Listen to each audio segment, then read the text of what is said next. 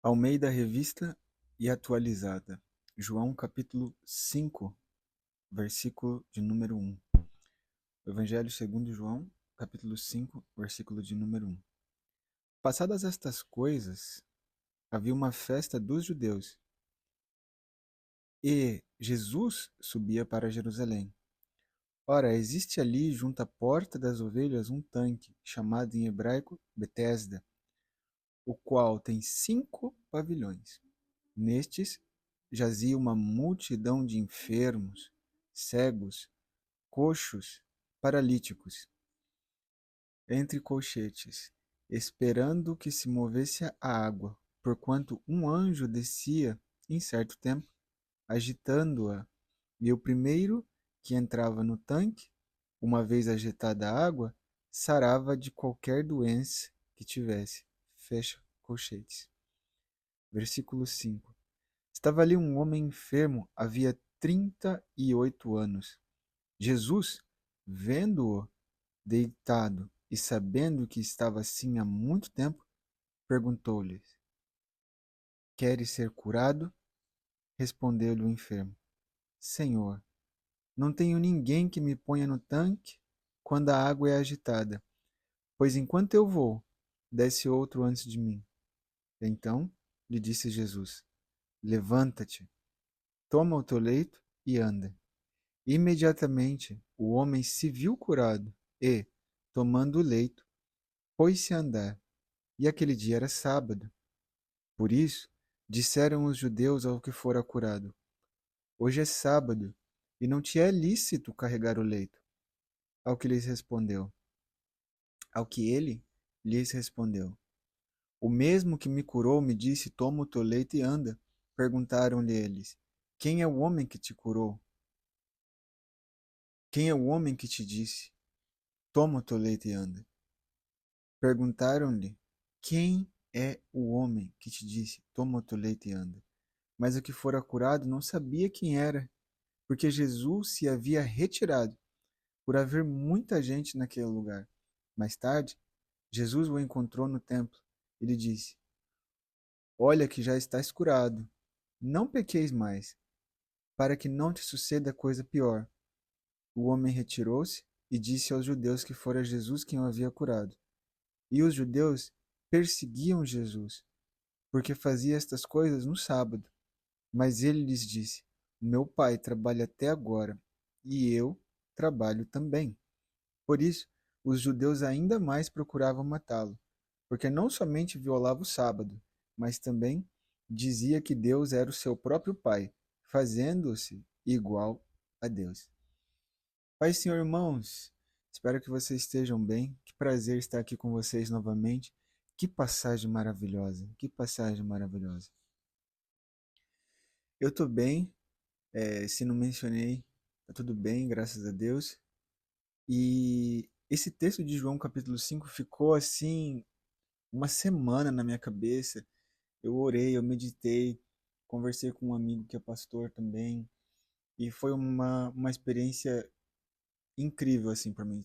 Tiveram muitas reflexões que vieram à minha mente que eu queria compartilhar com vocês antes, inclusive, mas não havia chegado o momento.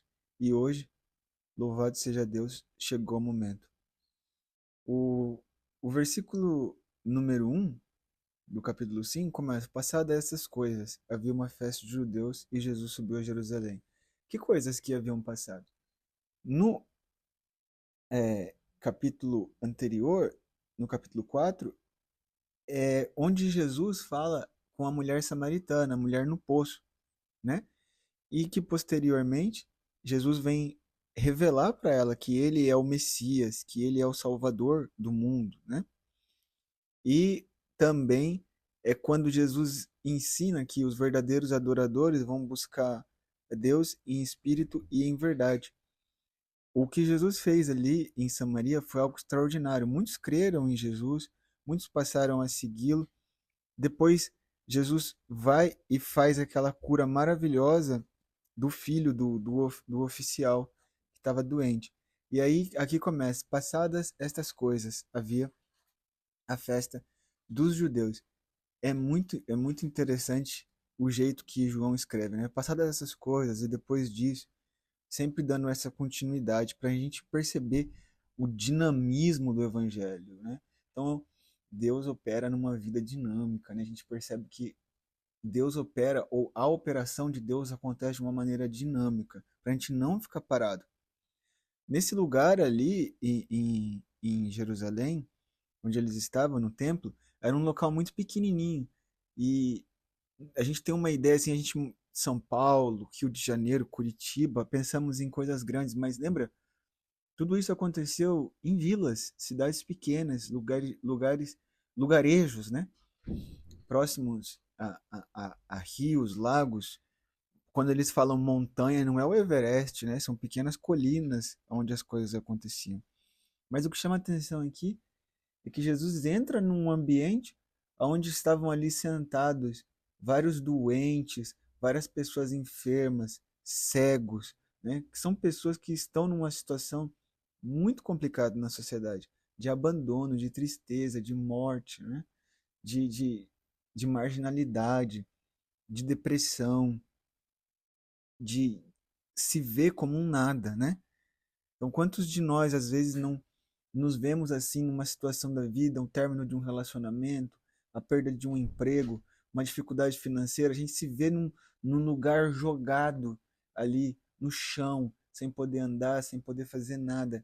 E Jesus entra nesse lugar, né? Ele entra nesse lugar, ele vem até esse lugar e ele encontra uma série de pessoas ali, mas existia um naquele local que lhe chamou a atenção.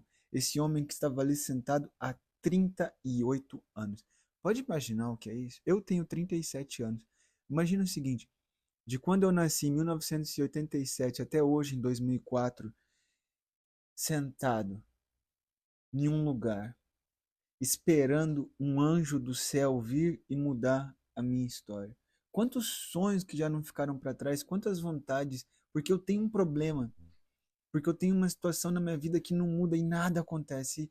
E ainda mais, acreditando em uma história de que vai chegar alguém, vai chegar um anjo do céu e vai me tocar e vai fazer algo que vai mudar a minha vida. Algumas pessoas discutem se esse texto está nos originais ou se não está nos originais, se isso era uma história real ou não. O que eu vejo no texto é só ler o texto, é só ler a maneira como a história está colocada. As pessoas estavam ali acreditando que em algum momento especial Deus enviava um anjo. E esse anjo, entrando naquele lugar, faria uma manifestação ali, um movimento da água.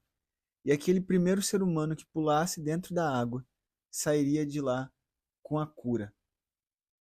Só que se você ler o texto, você vai ver que quem é que estava ali sentado esperando esse milagre? Era uma multidão, então não era só um, era uma multidão de enfermos, cegos, coxos e paralíticos. E eu te pergunto, irmão, irmã, como que um paralítico vai pular em um poço? E ele tem que pular primeiro que o cego. E o cego tem que ser mais rápido que o coxo. Porque quem chegar primeiro vai ser curado. Faz sentido para você, conhecendo o Evangelho, conhecendo Jesus, conhecendo o Deus da graça, o Deus que deu o melhor, que deu o Filho dele para nos salvar do pecado, permitir que eventualmente um anjo chegasse, movimentasse uma água e nós pulássemos ali para sermos curados? Ah, você vai ser curado hoje. Dê o seu melhor. Se jogue primeiro na água. Dê a sua maior oferta de fé. Faça o seu melhor movimento, porque você tem que ser o primeiro. Então, quer dizer, se você tem 10 e eu tenho 20, eu dou o meu 20, eu sou mais abençoado que você, porque eu fui mais rápido que você. Eu fui mais eficiente que você. Então não faz o menor sentido, na minha opinião, conhecendo Jesus, né, que é o Deus da graça escancarada, que na cruz do Calvário perdoou um ladrão nos últimos minutos dele na face da terra. Claro que depois teve a ressurreição, mas que perdoou um homem que viveu uma vida inteira de pecado. Não faz sentido para mim acreditar que um anjo eventualmente vem. Não, a graça diz que o anjo vem todo dia para todo mundo. O anjo de Deus, imagina o anjo de Deus, o Espírito Santo, a Bíblia nos ensina que o Espírito Santo, que é o próprio Deus, habita em nós. Tá esperando o anjo para quê? Mas esse homem estava ali, 38 anos, esperando o anjo chegar e fazer algo extraordinário.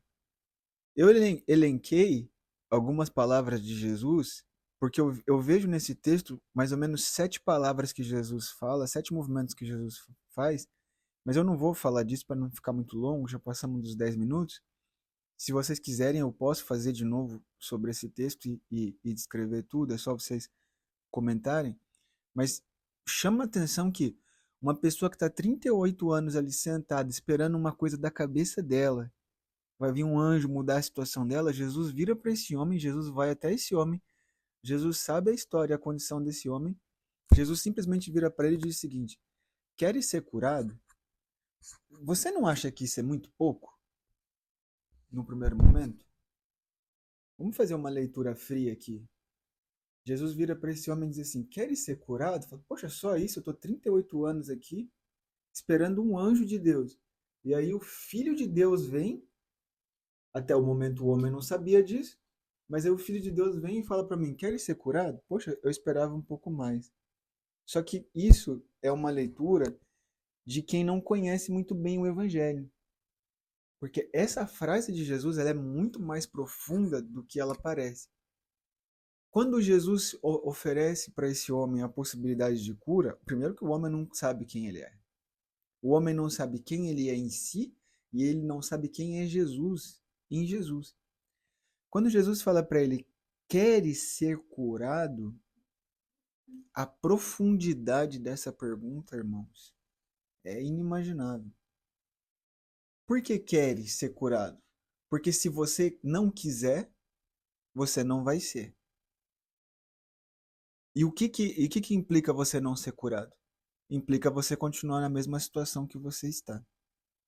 Implica você continuar vivendo do jeito que você viveu os últimos 38 anos, sentado, esperando o anjo.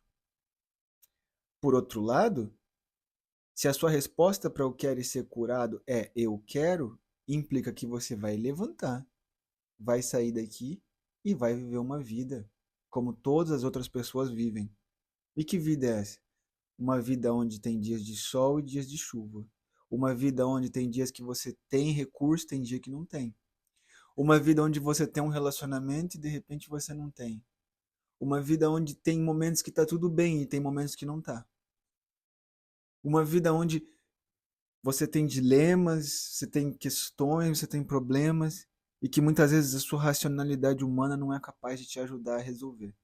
Querer ser curado implica você parar de viver como um aleijado, como um coxo, como um cego e começar a enxergar, a começar a tomar decisões, a começar a arcar com as consequências, a começar a assumir compromissos.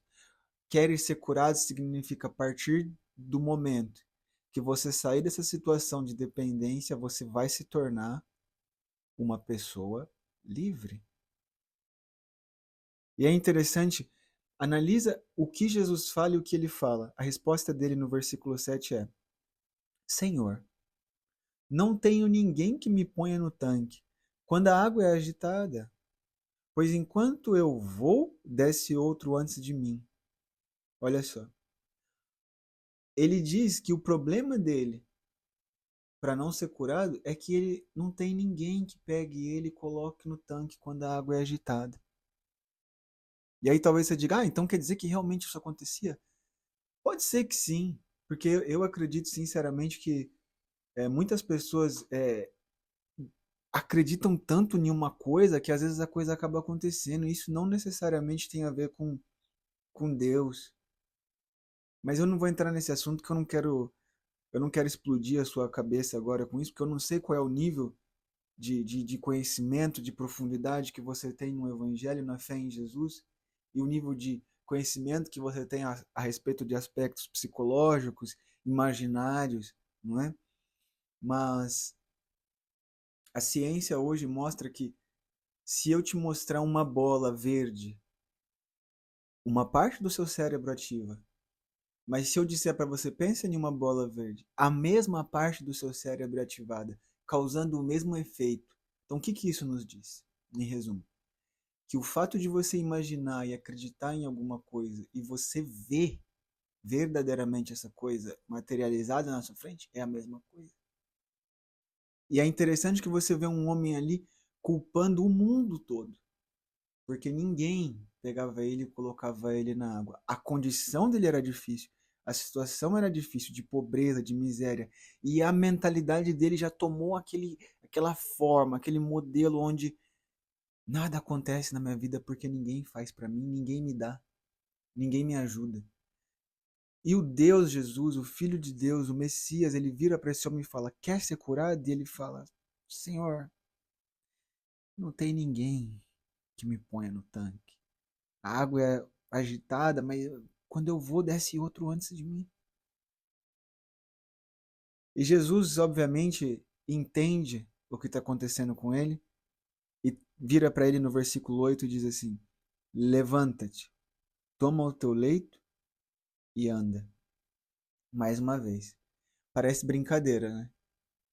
Como que Jesus vira para um cara aleijado, uma pessoa deficiente, uma pessoa que viveu uma vida inteira numa situação, ainda mais naquele tempo, né? Porque você ter uma paralisia em 2024 é uma coisa, mas há 2024 anos atrás, você imagina o que era isso. Ainda hoje tem lugares no próprio Brasil onde isso dificulta muito a sua vida por uma série de limitações. Imagina nessa época. E aí Jesus vira para esse homem e fala: levanta, toma o teu leito e anda. Jesus não considerou a situação daquele homem no sentido de que não havia nada que ele poderia fazer. Jesus deu para ele o mapa. Levanta, levanta. Pega essa situação que está te afligindo, que está te deixando mal, que está te fazendo permanecer nessa situação aí, achando que vai alguém vir te salvar, que é essa cama, ou essa maca em algumas traduções. E anda, e vai trabalhar, vai na padaria, vai no parque, vai na reunião de família, levanta, toma o teu leite e vai lavar o rosto, vai fazer alguma coisa da sua vida agora. E o versículo 9 é impressionante. Imediatamente o homem se viu curado e, tomando o leito, pôs-se a andar. Perceba que o homem que se via numa situação onde alguém precisava vir ajudá-lo, posteriormente se viu curado e levantou. Algumas traduções dizem como de um salto, né? Ele se levantou e começou a andar. Essa história é maravilhosa. Principalmente esse versículo 9 me impactou muito.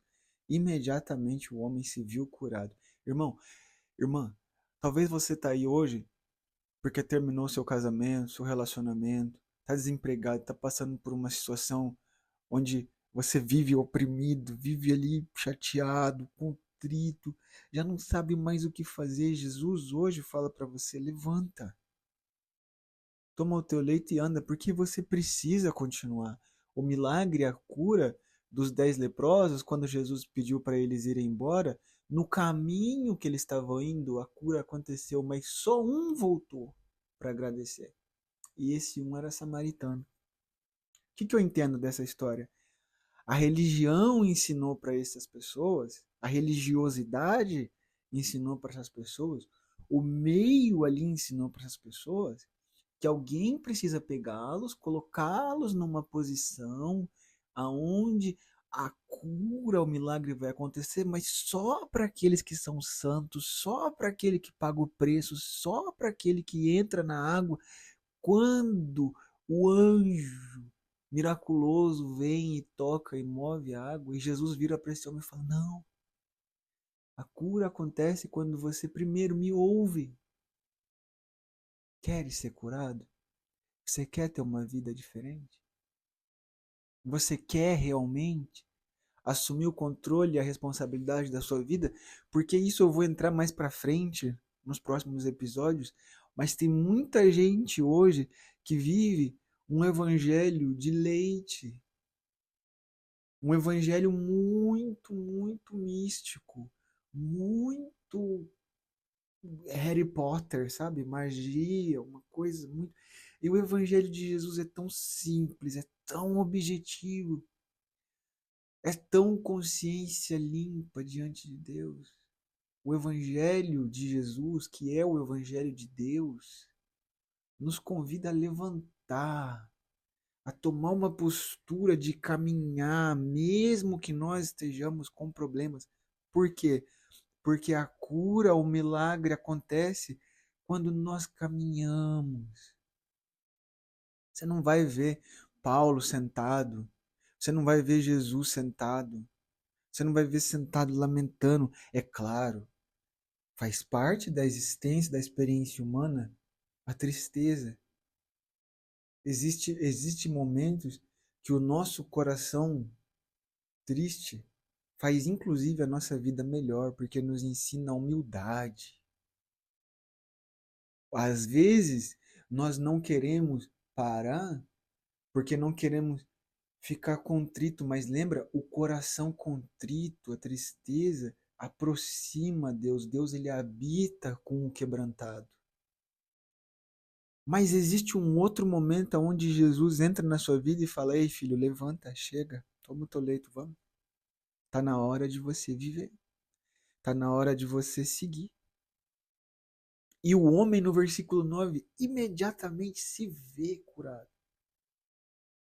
Se você está nesse momento lutando por uma restauração, você acha que você vai ter uma restauração na sua vida deitado na sua casa? Se você nesse momento está lutando por uma transformação profissional, você acha que você vai ter uma transformação profissional aguardando uma oportunidade? Quem sabe você toma uma atitude hoje e aí, com cuidado, com cautela, com sabedoria, você toma uma atitude hoje e daquela atitude você faz uma outra coisa ali e no final, ali na próxima semana, no próximo mês, no próximo ano, você está dando glória a Deus, porque o milagre aconteceu. Você levantou, tomou o seu leito e andou. Era isso que eu queria compartilhar com vocês hoje. Se veja curado. A fé é você ver o movimento de Deus, ainda sem saber como que aquilo vai acontecer, sem compreender muito bem. Eu acho maravilhoso esse texto estar localizado aqui, porque no capítulo anterior, uma das passagens da Bíblia que eu mais gosto é essa passagem da mulher samaritana. Eu assisti aquela série, o The Chosen, e eu chorava nessa parte. Porque ela vem com um questionamento para Jesus e Jesus ele dá uma invertida na gente, né? Jesus ele, irmãos, para e lê a palavra de Jesus e pensa no que Jesus está falando. Jesus ele é muito, muito, muito preciso, é impressionante. Eu gosto muito de ler, eu gosto muito de estudar. Já passei muito tempo lendo filósofos, homens políticos, mulheres, pessoas importantes da história, e todos têm uma maneira interessante de falar e de se dirigir, mas Jesus ele é um homem que diz o seguinte: quem não comer da minha carne e não beber do meu sangue, olha isso. O que a cabeça religiosa, que é literal em tudo, pensa? Meu Deus, que cara maluco, eu vou comer a carne dele. E não era o que as pessoas falavam? Que Jesus, o discurso dele era muito duro. Então, muitas vezes você tem que entender que Jesus está falando o quê?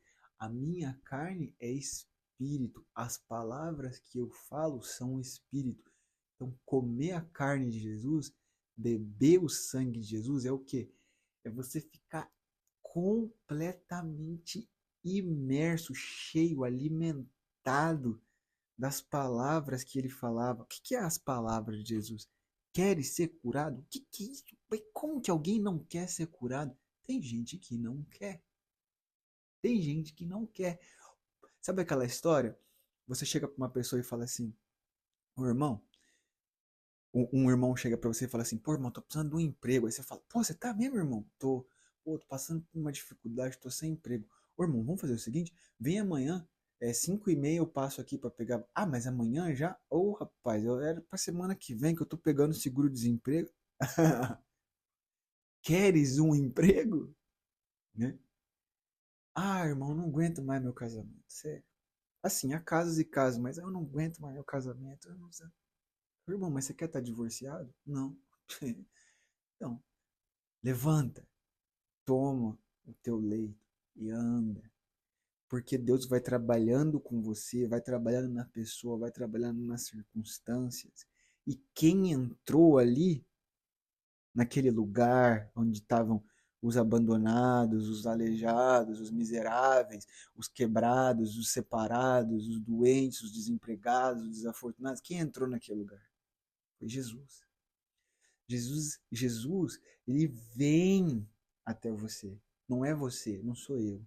Jesus, ele entra na sua situação, ele entra na sua história. E quando ele entra, ele não entra e fala assim, coitadinho de você. Você vai ficar assim, quebradinho mesmo, né? Oh. Não. Ele entra e fala, você quer ser curado? Levanta e anda. Ele entra na sua história e fala, pega o teu leito e vai. É assim que ele faz.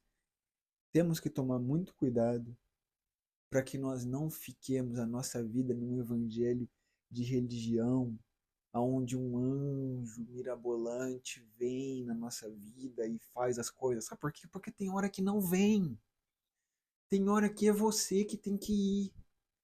Tem hora que é você que tem que pegar essa vergonha que foi, sabe? Tá ali sentado tanto tempo e agora eu vou. E mover. Tem hora que é assim. Isso é ruim? Isso é maravilhoso. Porque o poder de Deus está em você.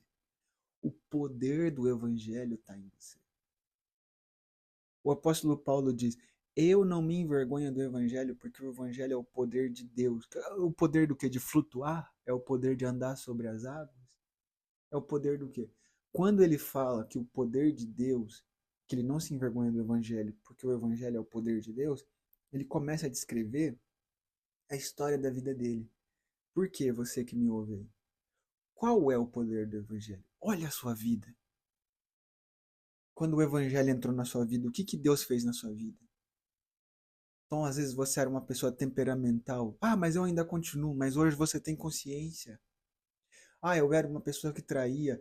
Hoje eu não traio, mas eu sinto vontade. Mas hoje você sabe que está errado.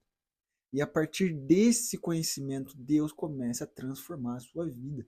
O Evangelho é o poder de Deus para transformar nossas vidas. E de dia em dia, glória em glória, graça em graça, você se torna mais e mais e mais parecido com Jesus. Até que finalmente o caráter dele seja formado em nós. Queres ser curado? Queres ter a sua vida transformada?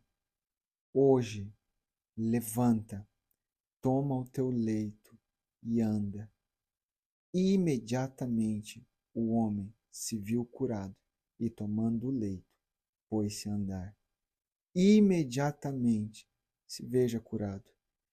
E sobre a palavra de Jesus, toma o seu leito e comece a andar.